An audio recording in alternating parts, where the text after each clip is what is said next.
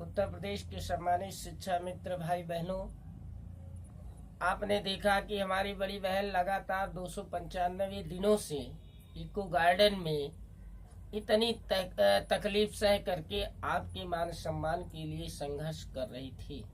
तो साथियों, कुछ चंदाचोर नेता जो लगातार आप लोगों के बीच में भेष बदल बदल करके प्रकट हो रहे हैं, उन्होंने कल एक महापंचायत के माध्यम से, मैं आपको बताना चाहता हूं, ये ऐसे नेता हैं जिन्होंने हमेशा शिक्षा मित्र की जिंदगी से खेलने का कार्य किया है।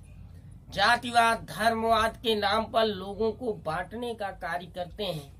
ऐसे लोगों के द्वारा एक महापंचायत के आयोजन के फलस्वरूप उप मुख्यमंत्री डॉक्टर दिनेश शर्मा जी के आवास पे घेराव का जो कार्यक्रम बनाया गया है, तो साथियों मैं बताना चाहता हूं कि हमारी बड़ी बहन ने जो 295 दिनों से रह करके जो यज्ञ किया है आप लोगों के सम्मान के लिए, उसका प्रतिफल आने वाले 2-3 दिन के अंदर आप लोगों के सामने आने जा रहा है।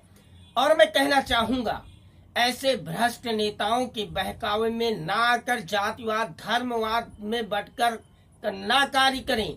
उत्तर प्रदेश की 1,72,000 शिक्षा मित्रों की सिर्फ एक जात है कि वो सिर्फ शिक्षा मित्र है और उनका मान सम्मान गया है। ऐसे जातिवादी जो संगठन को लगातार कमजोर करने का कार्य कर रहे हैं, ऐसे नेताओं से दूर रहने का कार्य कीजिए, नहीं तो जो सकारात्मक परिणाम आपको मिलने जा रहा है हमारी बड़ी बहन के परिश्रम के द्वारा, उस पे नकारात्मक प्रभाव जा सकता है। आप लोग धैर्यपूर्वक 2-3 दिन आप लोग धैर्यपूर्वक इंतजार कीजिए, आप निश्चिंत रहिए। हमारी बड़ी बहन ने लोकतांत्रिक तरीके से जो आंदोलन किया है, विश्वस्त सूत्रों से पता चला है कि उसका प्रतिफल आप लोगों को मिलने जा रहा है। आप लोग किसी के बहकाव में ना आकर के किसी प्रकार का धरना प्रदर्शन आह्वान क्यों मत करिए। शांत पूर्वक आप लोग 2-3 दिन इंतजार करिए। उसके बाद अगर हमारी बड़ी बहन को ये लगता है कि शासन प्रशासन हमारी बातों को अनदेखी कर रहा है, उसके उपरांत सीधा मुख्यमंत्री आवास घेरने की घोषणा की जाएगी, जिसमें आप लोगों को पूरी ताकत के साथ मुख्यमंत्री आवास को घेरना होगा।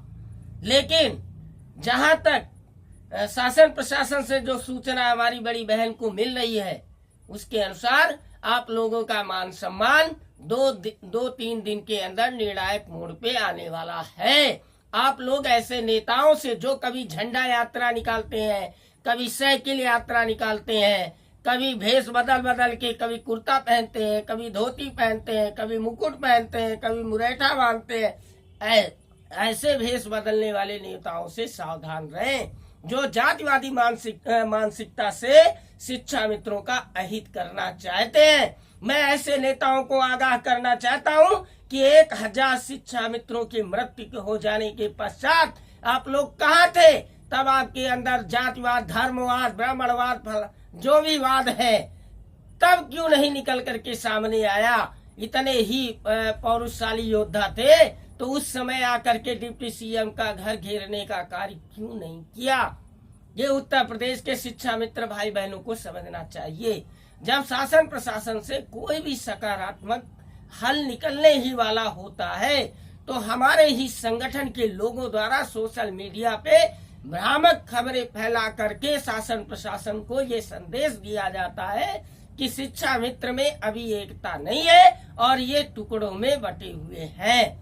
साथियों, मैं कहना चाहता हूँ कि ऐसे नेता जो लगातार एक धर्म विशेष जात विशेष की राजनीति और बातें करते हैं, ऐसे नेता किसी के हित के लिए कुछ कर ही नहीं सकते। ये स्वयं का हित देख रहे हैं कि हम तो हमारी राजनीति हमारा चेहरा सब दबा जा रहा है, हम तो नष्ट हो रहे हैं, तब ये जाकर के एक जो है षड्यंत्र कर रहे हैं और पैसा कमाने का। साथियों, ये विचारणीय प्रश्न है।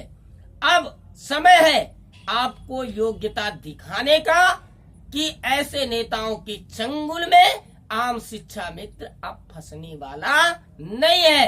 आपने हमारी बड़ी बहन के ऊपर 10 महीने से जो विश्वास जताया है, उसके लिए उत्तर प्रदेश आम शिक्षक शिक्षा मित्र एसोसिएशन आपका जीवन भर ऋणी रहेगा और आपको विश्वास दिलाता है कि हम अपनी बड़ी बहन के नेतृत्व में आने वाले 2-3 दिनों के अंदर एक सकारात्मक परिणाम लेकर के आपके 1,72,000 परिवार के शिक्षा मित्रों में एक मुस्कान बिखेरने का कार्य हमारा एसोसिएशन करेगा। लेकिन साथ में आपको भी वादा करना होगा कि ऐसे भ्रष्ट और रूप बदलने वाले नेताओं को एक सबक सिखाना होगा जो जात विशेष की राजनीति करके सबके ऊपर एक उंगली उठाने का काम कर रहे हैं। शिक्षा मित्र की सिर्फ एक जात है कि वो शिक्षा मित्र है और अपने मान सम्मान के लिए वो संघर्ष कर रहा है। तो साथियों, मैं अपील करता हूं पुनः उत्तर प्रदेश के 1,72,000 शिक्षा मित्र भाई बहनों से कि सही समय है, सही निर्णय लेना है, सही रणनीति से आगे बढ़ना है। वो समय आ गया है। मैं आप लोगों को आश्वस्त करता हूं, अगर 2-3 दिन के अंदर अंदर, जैसा कि आचार संहिता लगनी है 8 से लग जाए या 10 से लग जाए, मैं आपको विश्वास दिलाता हूं अगर इससे पहले हमारा मान सम्मान वापस नहीं होता है तो उसके उपरांत हम बड़ी बहन के नेतृत्व में माननीय मुख्यमंत्री जी के आवास को घेरने का कार्य करेंगे। इससे पीछे हटने वाले नहीं है। आप लोग कोई भी उद्दंडता का कार्य मत करें इन नेताओं के बहकावे में आकर के।